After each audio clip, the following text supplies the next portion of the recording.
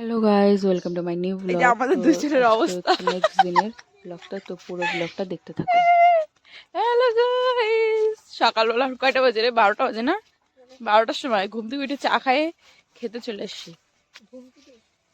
হ্যাঁ, ঘুম থেকে উঠলাম, চা খেলাম, খেতে চলে এসছি। আর এই যে একজন, কি নাম, সৌরভ গাঙ্গুলির আর এক ভাই।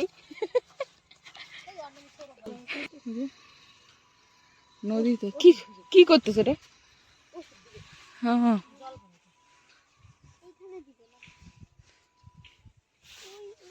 ধরতো অমন করে অন করে। একটা জিনিস দেখ, এখান থেকে চারিদিকে খালি ক্ষেত আর ক্ষেত, বাড়িঘর নেই আবার না এদিকটা। না, এগুলো মনে করো খালি খেয়ে খাবারদের জন্য। সেই আমার এরকম জায়গা ভালো লাগে, এই জন্য আমরা ঘুরতে এসেছি। কিন্তু এরকম জায়গা ঘুরতেই ভালো লাগে, আমাকে বেশি দিন আর ভালো লাগে না। খাবো না তো, অত খাওয়া খাওয়া বললো না তো, খালি খাওয়ার জন্য। আগে ঘুরি তো, আগে দেখি, আগে এই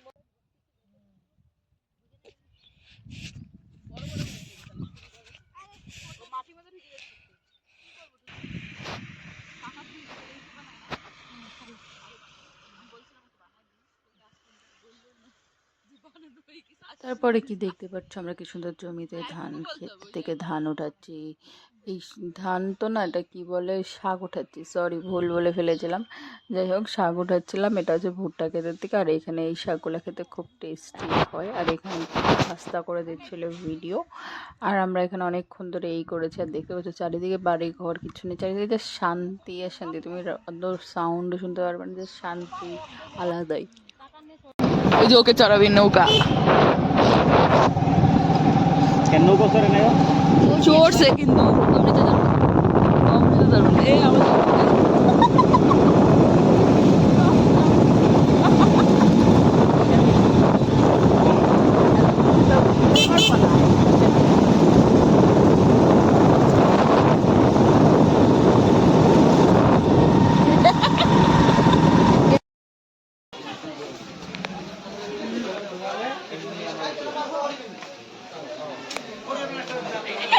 ভিডিওতে মুখটা দেখে নে।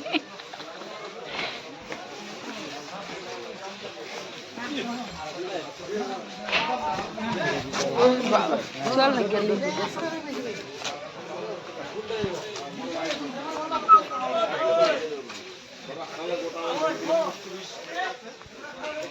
এই যে চিরঞ্জিত দাস ঘুরাইতে নিয়ে আসে, বুনু দত্ত আমাকে ভিডিও করে দেবে একটু ব্যাকে।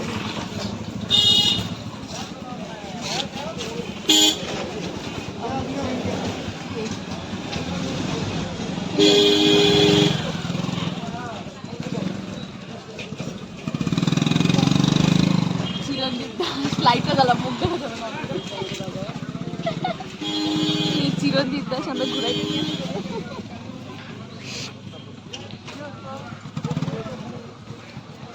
এমন জায়গায় ভিডিওটা অন করছি, গাড়ি আটকে গেছে, আমরা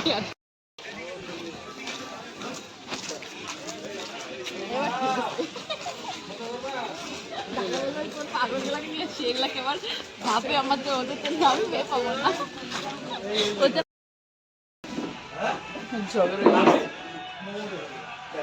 রিয়াকশন দেখি না, রেজাল্ট বের করতেছে, মোমো নিয়ে সামনে রেজাল্ট বের করতেছে, যে পাশ হলে খাবে, না হইলে আমাকে এত দেখে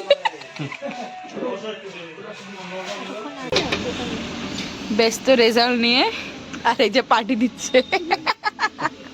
রেজাল্টে কত পেয়েছিস? রেজাল্টে 68.67।